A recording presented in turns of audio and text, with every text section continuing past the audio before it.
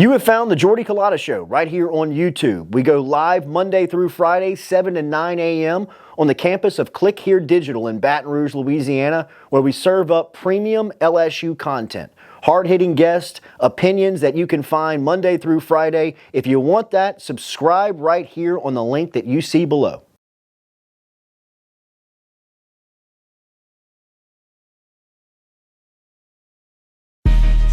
Coach Kelly, we're official. Finally, I'm get a telling chance to meet you. Thought I had to get a private audience with the Pope. There's Jordy. Monday through Friday from 7 to 9. Yeah, you see the notification, we about to go live. We got all your favorite guests, we got them in line. It's the Jordy Culotta Show, come have a good time. Tearing up, answering the question, and I thought, my God, if she gets offered this job, she's going to take it. It's just a crazy, fun time at LSU right now. Isn't this what everybody loves? From the boot to the east to the west coast, no matter where we at, open up the phone lines, come and join the show. Make sure you tell your friends about Jordy Culotta Show, yeah. Let's go! Let's go! All right. Big start. Big day. Nice start. It's the Jordy Culotta Show, come have a good time. Thank you for the time.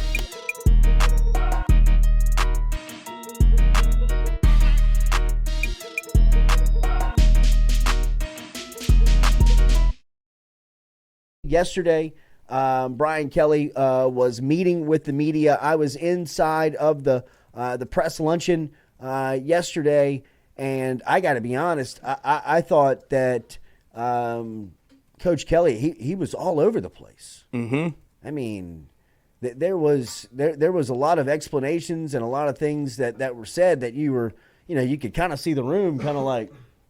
It felt like it was spinning. Yeah, kind of like looking around, kind of like looking at each other.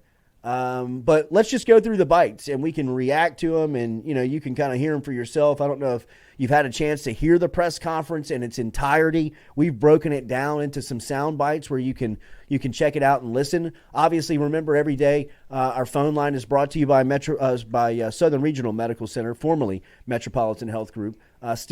Still real doctors, real solutions over at Southern Regional Medical Center. Get in touch with Ramazan, BJ, and, of course, Charlie Harvey and the crew over there at Southern Regional Medical Center, which sponsors our phone line every day here on the Jordy Culotta Show. All right, let's get to it. Brian Kelly's press conference yesterday, talking a little bit and opening up about the travel squad here. Stewie, you ready over there? All right, let's just roll them down here. We're going to run one here. This is yesterday, Brian Kelly at his weekly press conference, looking ahead to Grambling. We had a lot of young players involved, and this is not to set up the mea culpa.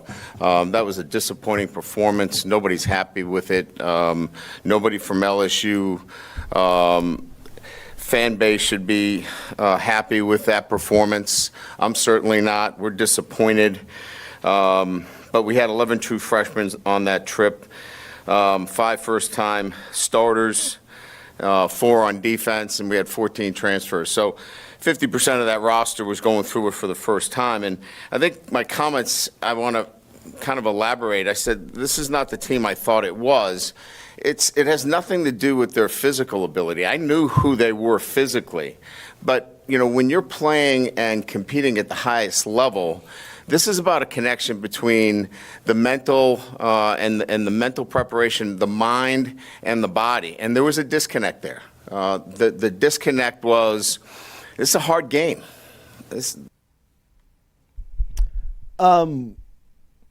So obviously when he opens up his statement here, and look, we're not going to play legal and break down every word and every if, and but that's being said, right? But when you were in the room, I got the obvious, feeling.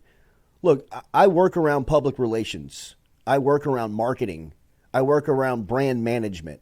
That's some of the things that in my role I have to understand. I have to look out for, to look at what's effective ways of doing that. And I know in brand management and trying to run your public relations, things that you want to make sure and do is you want to get out in front of stuff. You don't want to be attacked. You want to let stuff kind of come onto you. You want to make sure and step out in front of it. And if you remember yesterday morning, we asked Wilson Alexander, kind of like, what was your takeaway of what Brian Kelly meant after the game when he said, we're not who I thought we were, right? Because my interpretation was he was kind of saying, like, I thought we were a lot better than what I saw tonight. Like, I thought, like, physically, like, we would be able to come out here and compete. And when I'm saying we, I'm speaking from Brian Kelly's point of view, right? Like, in the moment as he's speaking there. But that's how I interpreted it. I thought that he was kind of referencing that they're not as good as they thought that he thought they were. It's the first time he's been on the podium, and it looks like he's still searching for answers. And that's raw, right? Mm-hmm. After the game. Like, you feel that raw cut after the game, and you kind of spew what you're really feeling in those moments. And as good of a communicator as Brian Kelly is, and he is really one of the best communicators I have ever seen in the role of LSU's head football coach, and really from my position of, you know, kind of a quasi-media that I've covered. I mean, he is a great, fantastic communicator, and I think, you know, in that moment after the game, you kind of catch him in a raw moment where he may have his guard just a little bit down. Not that you'll ever find him exposed in those types of moments, but I mean, you know, maybe he says some things that normally he wouldn't say after a day of thinking about it. After a day of thinking about it, he knows he's got to get out in front of it and say it first. Because as Wilson said yesterday morning, he was going to follow up with him and ask him to really kind of describe what he's talking about. I talked to multiple media members that were going to yesterday's press conference that were going to, you know, really kind of follow and look up on that narrative as well of, what do you mean? What was that saying? Him getting out in front of that, he knew he probably after the game should have said something that he probably shouldn't have in his role. So he had to come out and really, really clarify what he's saying. Do I believe every word he's saying? No, I think after the game he was probably saying that they're not as good as he thought they were. To come out and on Monday and give the explanation of, you know, it's a disconnect between the mind, the body, the thinking, the competitive edge. Sure, I think that all goes into it. But even if they're on in those departments, the physical output you saw on Sunday that's not going to win it. Right? And that's, you know, something that we were referencing a little bit yesterday. Like I've talked to, and I got more feedback. It's crazy. It's crazy how this job really works. Some things that you say and you just kind of, sometimes you just blow past and you don't think there's maybe a bigger deal than it is. People catch on to it and they want to talk about it. And I can't tell you how many people I have seen in the last 24 hours that have asked me about LSU not playing music in the locker room before the game. And that was something that was just told to me by people that are in the locker room before the game. And to clarify, because I you know, before I step in it, took off. You know what I mean? Like, step in it. I wanted to like follow up and be like, yo, before I say anything else, like, is this a team rule or anything? And it's not. There's nothing that's written down in the bylaws of LSU football that says you can't play music in the locker room, which is more discouraging. But it's gotten to a point where it's not there. We need to go back to suicide mission. Mm-hmm. And I'll never forget this. I was walking out of the tunnel. My first game that I worked at the LSU Sports Radio Network doing a pregame show that Chris Blair, in his first call, was my first day on the job as well, because Chris was the one that really kind of pushed us to do the job. It was Derek Panamsky and I. And the first day we did that job, we had like real access to the program on game day. Like, you were able to like go down into the locker room and pregame and like get the vibe and like kind of be around it. And it was, you know, for somebody that's growing up that wants to cover it, be a part of it. I mean, it was kind of like one of those moments where you're like, damn, we made it. Mm-hmm. Like, we're here.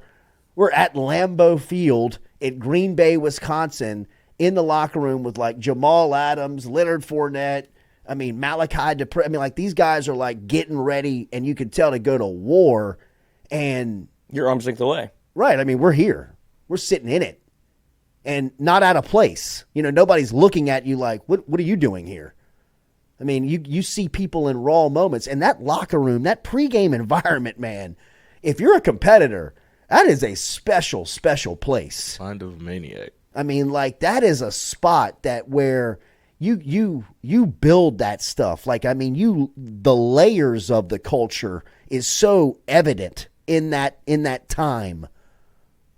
And there is a, like, I have it on video on my phone right now. I could find it. If I had 5 minutes, I guarantee you I could find it.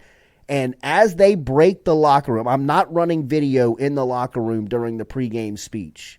And it's like Jamal Adams in the middle of them, just, you know, strapped up, helmet on, like looking these dudes in the eye, straight up like barking at them.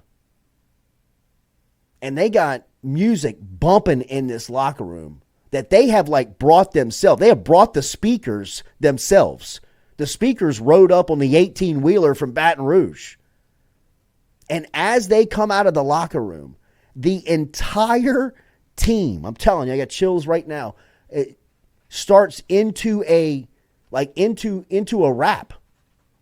And as they are walking down the tunnel into Lambeau Field, they are straight like the whole team in unison, in sync, is on lyric with this rap that they're singing. If I brought it up, I'm sure we would all recognize it. But I mean, as they are walking to the field, they are just like building this mentality of, it's time to go to war, man. I mean, like, you know, it's like, bro, they're like locked arms and looking at me. Like, it's just one of these moments that if you see in competition, you're like, man, how lucky are we to get to witness this? It would be as if you're standing next to, you know, the Michael Jordan Bulls and, you know, them yelling out, what time is it? Game time. Whoop. You know what I mean? Like, you just see something that not a lot of people get to see. I came to the club with the 9 on me. And they are like getting and switching into the mode of game time. And look, by no means am I saying because it doesn't exist now that you can't flip that switch. But I've just seen it work, right? Well, I know they went out that day and got beat, but that was the mentality of the program during that time where you had a bunch of these kind of war dogs, right? I mean, like, you looked for this certain mentality. And even Brian Kelly yesterday referenced it at one point where he said maybe their mind was too relaxed, like it was too taken away from competition. We can hear more from Kelly. Let's go down. This is Kelly 2 here, Stewie, talking about the competitive advantage the competitive edge that we're talking about. The game of football requires a competitive edge that we lacked, in particular the second half. As you know, we got outscored 31-7. So understanding and recognizing, you know, how our team was thinking and what they thought about themselves and their beliefs and all of those things come into question when you talk about the performance. Because it's not just about talent. It's the ability to put talent and certainly the right way of thinking and what they believe.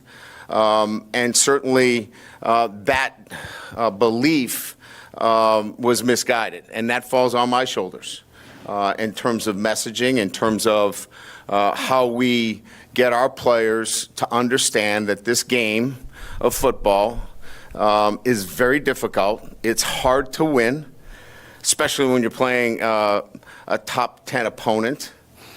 You have to play with a competitive edge, which is a combination of a sense of urgency and emotional control. Those two coming together. Then finally, you know, you've got to play with an attention to detail and focus. And all of those things, you can pick out situations throughout the game where those didn't come together. So it's my job to make sure that that occurs and that we get that taken care of so we can put the right LSU football team on the field. And that didn't happen. That falls on my shoulders. It's my job to get that corrected, and we will moving forward. You know, we have. More from Kelly talking about the sense of urgency and where was it from LSU here, especially late in the game.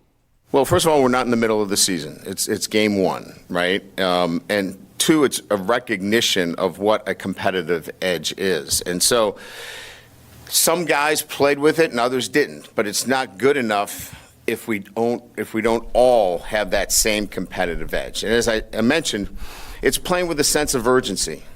It's when your offense comes out from the sideline and jogs out, to start the next possession, and the clock's running down and there's 6-7 seconds. That's not a sense of urgency. It's on defense when the backside corner's jogging across the field in run support instead of sprinting across the field like his life depended upon it. So it's coaching that. It's showing that on film. It's doubling down on the importance of playing with a sense of urgency and having the emotional control so it doesn't spill out into 10 penalties like Florida State had.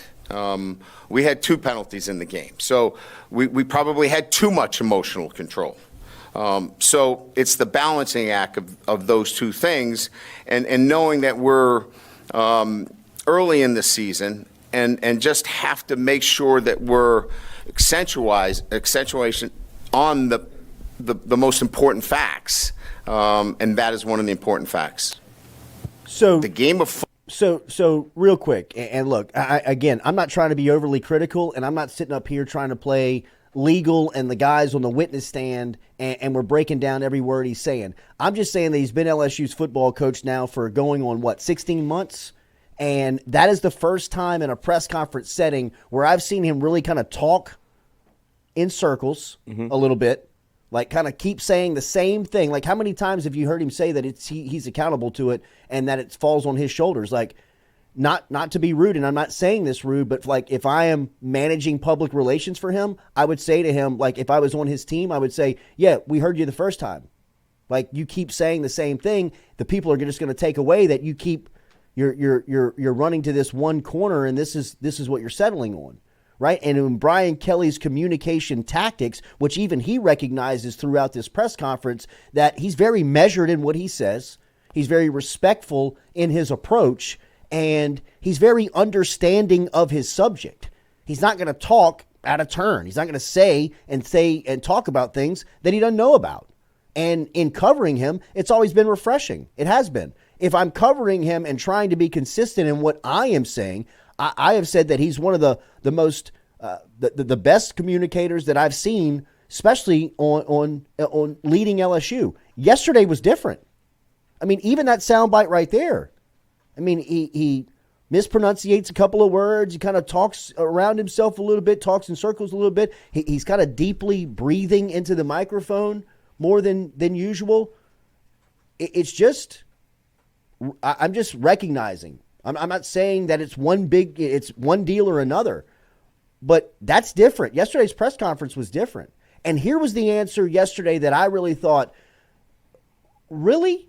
And this is the answer on Harold Perkins. And I thought Cobble asked a question beautifully. He said, can this team afford not to have Harold Perkins see ball, hit ball? And here was the answer. Well, certainly a question that we have talked about. There's a lot going on. And you could clearly look at Harold and what he's asked to do versus, lining him up off the edge. Player development has to be thought about. Where he goes at the next level has to be thought about, and then impacting our team. So I think that there's a happy medium there that we could probably strike, and we've already begun to look at how we can be most effective for Harold and for LSU. Well, first of all, we're not in the. How much is it really the responsibility of the college football program to make sure that there's an established position for the player at the next level? Like, I'm asking I'm curious. Asking for myself. Like, really, I'm wondering that. Because I would just imagine that the first priority of having a player inside of your program is to win football games with that player. And wherever that player can help you out, that's where you got to put him. Like when he checked off the priority list of where Harold Perkins and the responsibility of the program, the first thing he said was player development. The second thing he said was where he fits into the next level. And then the third thing he said was trying to win games with LSU. Like, that can't be the priority list, right? I mean, if Harold Perkins is a sophomore in college and he does one thing exceptional right now, and you're going to get away from it because it may not fit him best at the next level, to me, that makes zero sense. None. Like, how is that? You're being paid by LSU to win games at LSU. Harold Perkins helps you win games now by getting to the pass rusher. He can't help you best by playing in the middle of the field. What are we doing? I mean, like, really, I'm not trying to be disrespectful. I'm just saying, like, that explanation was, if I was the bosses, I would be like, say what? What do you mean? Like, if he does what he's supposed to do at the college level, like he was on track to do after last season and continuing to do what he does, there's no way that the next level won't recognize that he can help. And every coach at the NFL level is the most arrogant person I've ever met. They're going to take Harold Perkins and say, we'll make it work. It's not because, oh, did you see him play inside linebacker at LSU his sophomore year? Yeah, I mean, at this point, yeah, we did. He can't do it. You see him get off the edge his freshman year? Yeah, we want him now. That explanation I thought yesterday was, huh? Why is it your responsibility to make sure he has a position at the next level? If you just develop him and make him the best player at LSU, there's no way the next level won't recognize that. Right? I mean, am I crazy?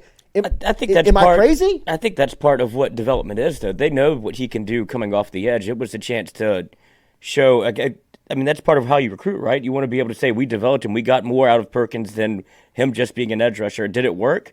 I would say no, it didn't work in the first game. But it was also, if you have an opportunity to play, like if it would have been Grambling week 1 and you saw Perk in the middle, it's a non-issue, right? It's because of who they played and how it happened and how it looked. And I think it probably got away from them a little bit when you look at the numbers, and it bears out where he's in coverage 24 times and rushes 7.